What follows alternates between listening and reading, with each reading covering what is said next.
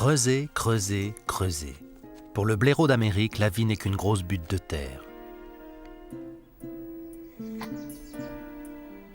On ne sait pas grand-chose de ce petit mammifère farouche, qui pourrait donner du fil à retordre à une pelleteuse, si ce n'est qu'à l'ouest des Rocheuses canadiennes, il est en voie de disparition.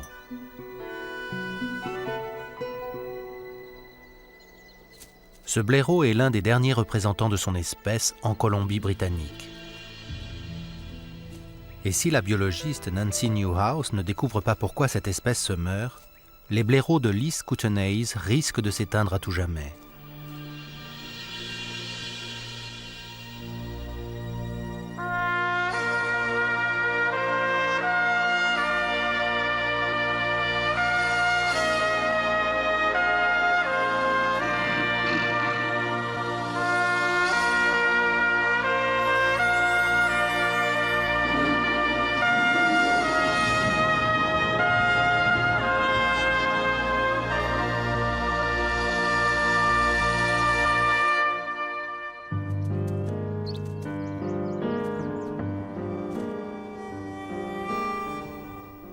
Rayé comme un sconce et fort comme un glouton, le blaireau d'Amérique est l'un des plus grands représentants de la famille des Mustélidés.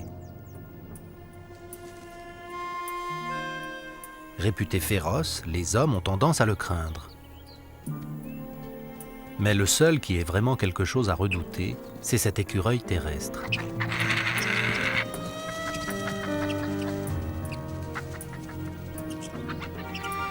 Bien qu'il n'ait pas franchement une stature d'athlète, le blaireau d'Amérique n'en est pas moins un parfait carnassier. Une fois sa proie flairée, il ne lui faut qu'un peu de temps pour rapporter à sa famille un ragoût d'écureuil.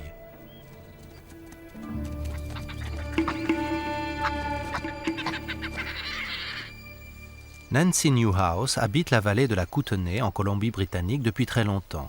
Et pourtant, elle avait près de 30 ans la première fois qu'elle a vu un blaireau au beau milieu de son jardin. La première fois que j'ai vu un blaireau, je suis tombée en admiration.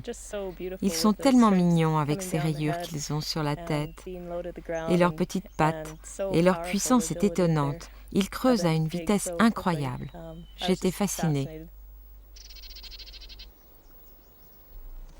Succombant au charme de ces petits mammifères, Nancy Newhouse a rapidement cherché à en savoir un peu plus sur eux. Mais ses recherches sont restées vaines. Personne ou presque n'avait jamais étudié le blaireau d'Amérique. Il était un mystère. Je n'avais pas l'intention de devenir la spécialiste des blaireaux. J'étais fascinée par cet animal. C'est formidable de travailler sur une espèce dont on ignore tout. On peut devenir un expert du jour au lendemain. L'espèce de blaireau la plus connue est celle du blaireau d'Europe.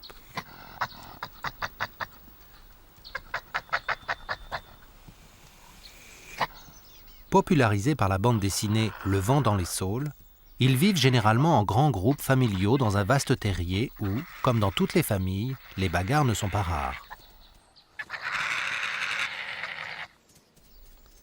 À l'inverse, les blaireaux d'Amérique sont solitaires et nomades. Différentes sous-espèces habitent dans les plaines, les prairies et les vallées alpines des États-Unis et du Canada.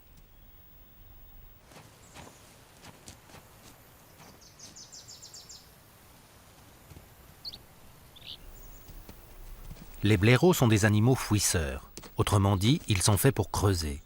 En l'occurrence, ils peuvent creuser 30 cm à la minute. Dotés d'une tête conique à l'épreuve des pierres, ils sont aussi pourvus de lunettes de protection intégrées, leurs yeux étant recouverts d'une membrane spéciale qui les protège des projections de terre. Il y a peu d'animaux qui passent la plupart de leur temps sous terre, comme eux, et qui soient aussi carnivores.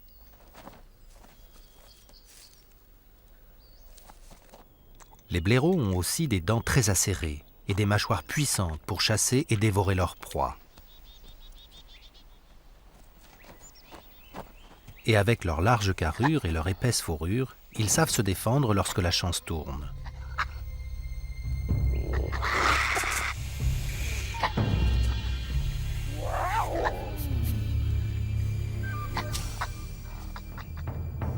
Les blaireaux sont des animaux essentiellement nocturnes. C'est pour cela qu'il est si rare de les voir. Leur journée commence lorsque la nôtre se termine. Cela fait d'eux des animaux assez mystérieux, car on ne les voit pas très souvent. Depuis sa première rencontre avec un blaireau, Nancy Newhouse est devenue une inconditionnelle. Sa curiosité l'a conduite à partir en croisade pour protéger cet animal, ici, dans sa vallée natale. Ils sont si particuliers que ce serait vraiment dommage qu'ils disparaissent de notre environnement, de notre patrimoine, et que nos enfants ne puissent pas grandir auprès d'eux. Poussée par cette passion en 1996, Nancy Newhouse a lancé la première étude canadienne sur le blaireau. Elle ne pensait pas rencontrer tant de difficultés pour parvenir à mieux les connaître. Car les blaireaux d'Amérique sont tout sauf prévisibles. Il n'y a rien de tel qu'un blaireau pour mettre des théories par terre. On l'a constaté plus d'une fois. Dès qu'on pense avoir compris un de leurs modes de comportement, on rencontre un blaireau qui se comporte d'une autre façon. Ils ont des personnalités différentes. Il y en a qui sont beaucoup plus sociables. Quand on s'approche de leur terrier, ils sortent la tête dehors et regardent ce que l'on fait.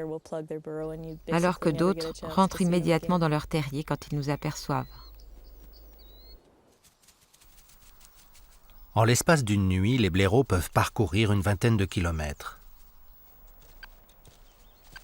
La seule façon de suivre leurs traces est de les repérer par radiotélémétrie.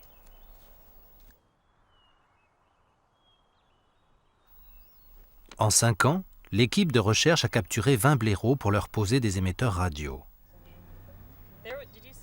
Leur longévité moyenne étant de 14 ans, Nancy Newhouse espérait observer ces animaux sur une longue période.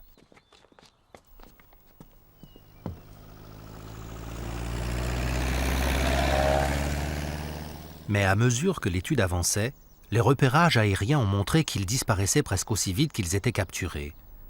Pour finir, il n'en restait plus que 3. La population de blaireaux était en grand danger. Son taux de mortalité était plus élevé que son taux de natalité.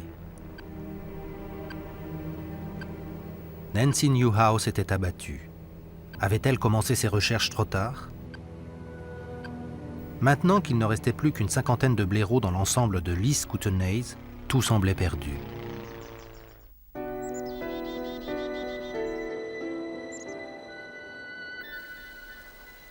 Ces montagnes comptent parmi les plus récentes du monde. Du nord au sud, les Rocheuses s'étendent du Yukon jusqu'au Nouveau-Mexique. Cet endroit, où les montagnes se mêlent aux forêts et aux vallées, abrite les derniers grands animaux sauvages d'Amérique du Nord.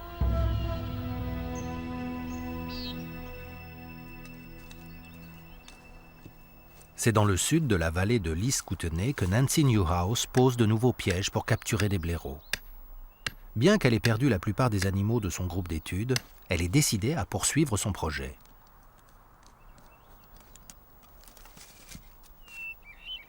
Ses efforts ont déjà été récompensés. Son équipe et elle ont déjà capturé 11 nouveaux blaireaux cette année. Il est vraiment grand.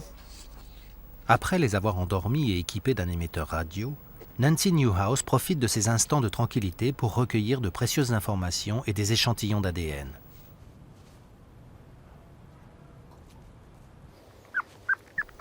L'animal le plus important qui a été capturé cette année est Vanda, la jeune mère de cette minuscule boule de poils du nom de Mickey.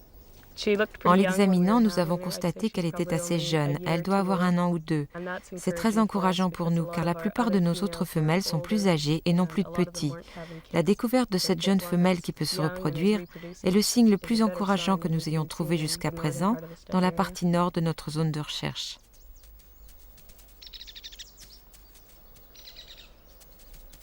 En dehors de ces superbes boucles d'oreilles qui servent à l'identifier, Vanda porte également un émetteur radio implanté sous la peau. Les blaireaux ont le cou trop court pour être équipés d'un collier émetteur, mais grâce à cet implant, Nancy Newhouse peut quand même suivre les faits et gestes de Vanda.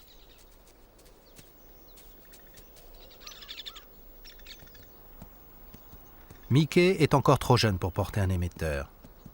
Nancy Newhouse doit attendre l'année prochaine pour essayer de le capturer. D'ici là, il aura peut-être fondé sa propre famille. les mâles commencent souvent à se reproduire vers l'âge d'1 an, et les femelles peuvent être fécondables dès leur premier été. Mais curieusement, l'embryon ne se développe que plusieurs mois plus tard. L'une des particularités des blaireaux est qu'ils présentent ce qu'on appelle une implantation différée. Ils s'accouplent en automne, mais l'ovule fécondé ne s'implante dans la paroi utérine qu'en hiver. Dans cette vallée, les hivers sont très rigoureux. Le thermomètre descend jusqu'à -40 et la neige recouvre le sol 5 mois de l'année. C'est une période difficile pour les blaireaux. Pour y résister, ils entrent dans une sorte de semi-hibernation. Leur métabolisme se ralentit et ils dorment énormément, parfois plusieurs jours de suite.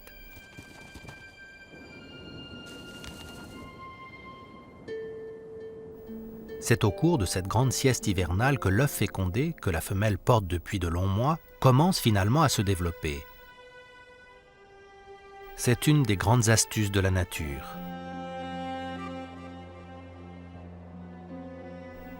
La femelle blaireau passe toute la durée de la gestation dans un demi-sommeil, ce qui lui permet de garder son énergie pour la naissance des petits au printemps suivant. La jeune mère allaite ensuite ses petits sous terre dans son terrier pendant environ 6 semaines.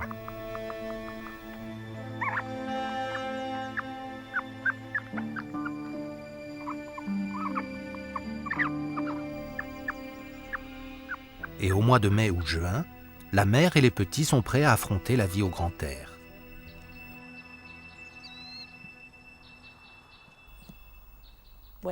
C'est assez rare de les voir en dehors du terrier, mais c'est un spectacle formidable. Ils font preuve d'une grande tendresse les uns envers les autres, ce qui n'existe pas entre les adultes. Une fois passés au régime riche en protéines que constitue la chair d'écureuil, les jeunes blaireaux grandissent à vue d'œil. En l'espace de quelques mois seulement, on ne peut plus les distinguer de leur mère. En général, ils restent avec elles jusqu'à l'automne, allant pendant ce temps à l'école de la vie pour apprendre à chasser les écureuils, à creuser un terrier et même à ne pas traîner dans les pattes de leur mère. Étant donné que leur population est si peu nombreuse, il est capital que ces petits deviennent adultes pour se reproduire à leur tour. Quand la nourriture abonde, une portée de blaireaux peut compter jusqu'à 4 petits. Mais cette année, Vanda est encore jeune. Elle n'a eu qu'un seul bébé. Cecilia, l'un des 3 blaireaux du groupe initial, a eu 2 petits. Mais de nombreuses femelles adultes de la vallée sont restées sans progéniture cette année, et cela inquiète Nancy Newhouse.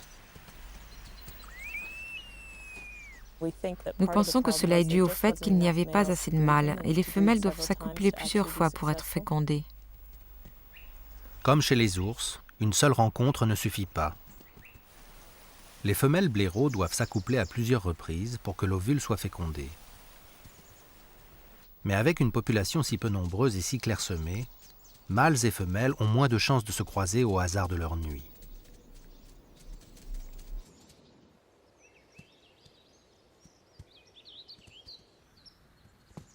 Grâce à la portée de Vanda et de Cecilia, la population de blaireaux a augmenté cette année. Mais 3 petits ne suffiront pas à renverser la tendance. Il ne reste plus que très peu de blaireaux dans l'île Kootenay. Toutes les naissances sont d'une grande importance.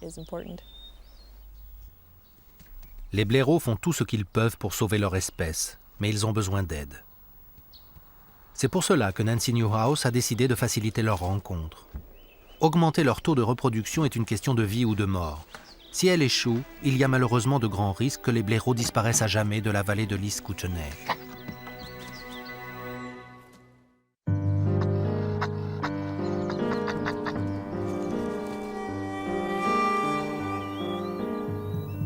Le terrier d'un blaireau est sa demeure à part entière. C'est l'endroit où il vit, où il dort et où il fait même sa toilette.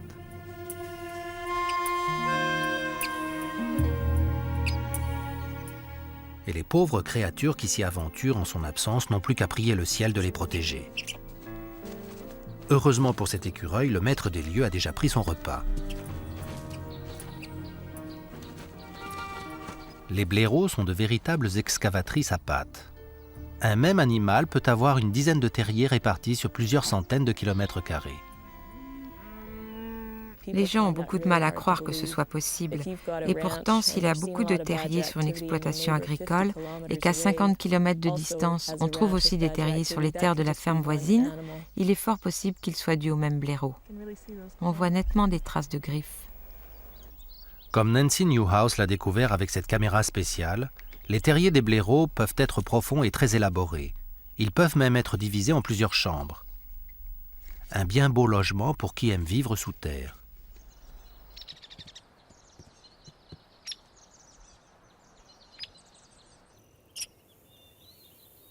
Dans la chaîne alimentaire, Vanda a pour fonction de supprimer autant de rongeurs qu'elle le peut pour éviter que les écureuils terrestres et autres géomystes n'envahissent la région.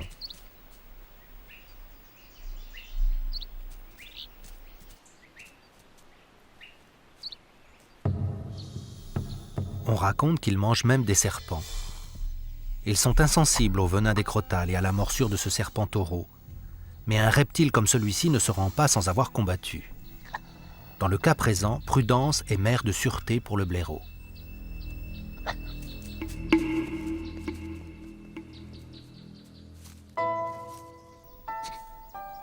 Qu'ils chassent l'écureuil ou le serpent, ces carnivores utilisent leur puissant odorat et leur ouïe très développés pour localiser leur proie. Ils sont dotés d'un flair si précis qu'ils peuvent même repérer un écureuil dans son terrier. Mais c'est uniquement par hasard que ces deux petits sont tombés sur ce rongeur.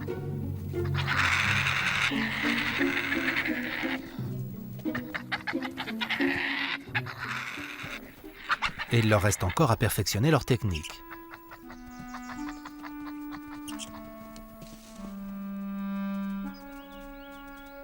Un blaireau est prêt à tout pour attraper un écureuil.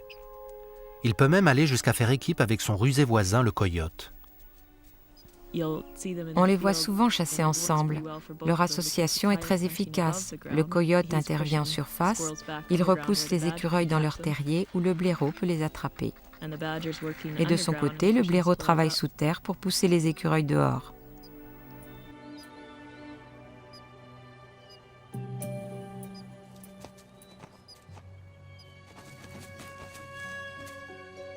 Mais quand on dîne avec le diable, mieux vaut rester sur ses gardes. Dans cet univers, les loups se mangent entre eux. Ce blaireau ne serait pas le premier à finir dans l'assiette d'un coyote. Les blaireaux doivent rester en alerte permanente pour repousser les attaques des pumas et autres grands prédateurs. Mais leur pire ennemi aujourd'hui, c'est l'homme.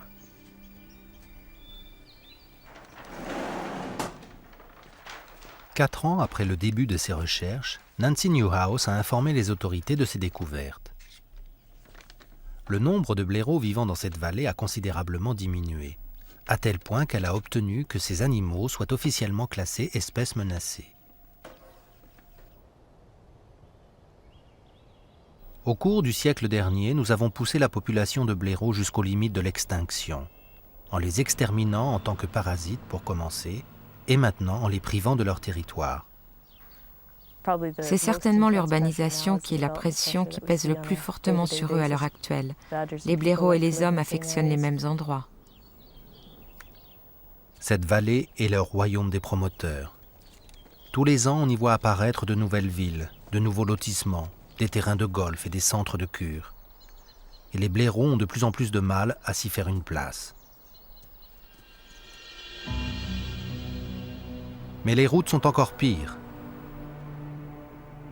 Toutes les nuits, des blaireaux affamés doivent traverser ces voies pour trouver de quoi manger ou pour s'accoupler. La circulation routière est la première cause de mortalité des blaireaux de l'East Kootenays. Nancy Newhouse a déjà perdu 4 de ses sujets d'étude à cause du trafic. Voir ces animaux mourir sans pouvoir réagir est une souffrance. C'est très dur de perdre des animaux que l'on considère comme des membres de sa famille. Quand ils meurent ou qu'ils disparaissent, on est frustré, en tant que chercheur, de perdre des sources d'informations. Et on est découragé de les voir mourir alors que l'on sait qu'il en reste si peu.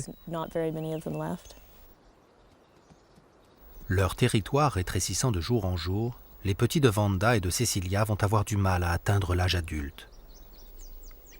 La tanière de Vanda se trouve juste à côté d'une propriété privée. Et bien qu'elle ait déjà été heurtée par une voiture, Cecilia s'est installée dans un terrier qui jouxte une route très fréquentée. La situation est désespérante. Transférer les blaireaux sur de nouveaux territoires est trop risqué. Ils pourraient y mourir de faim. En outre, ils parcourent de telles distances et se déplacent tellement vite qu'en un jour ou deux, ils pourraient être revenus à leur point de départ.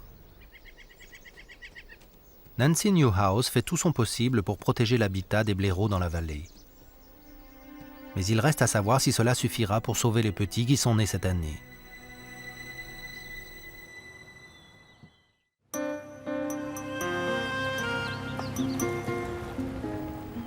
Par cette chaude journée d'été, Nancy Newhouse s'échappe de son bureau pour chercher Vanda et Mickey dans la vallée.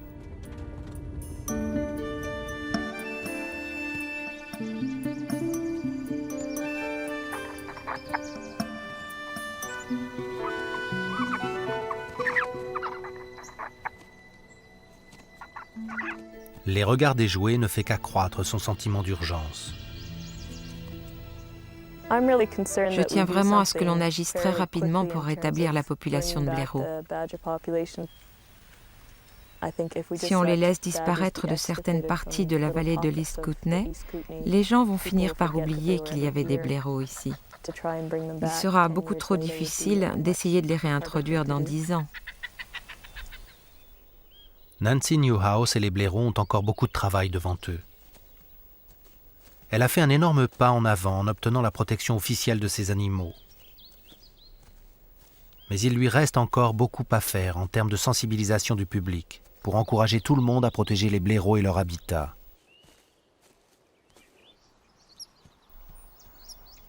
Néanmoins, cela risque de ne pas suffire. En dernier ressort, l'équipe envisage de faire venir des blaireaux de populations plus nombreuses des États-Unis pour augmenter les chances de survie de ceux de la région.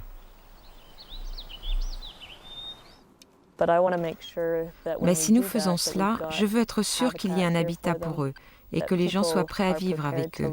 Il n'est pas question de se contenter de transporter des blaireaux ici pour qu'ils connaissent le même sort que ceux de la vallée.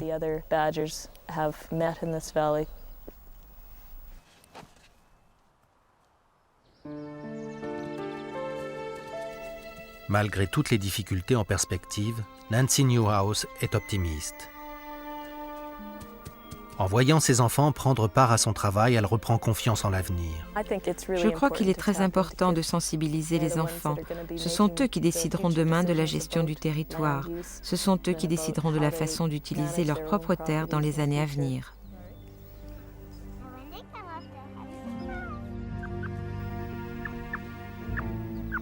En regardant Vanda apprendre la vie à son petit, on n'a pas l'impression qu'elle soit trop inquiète pour leur avenir.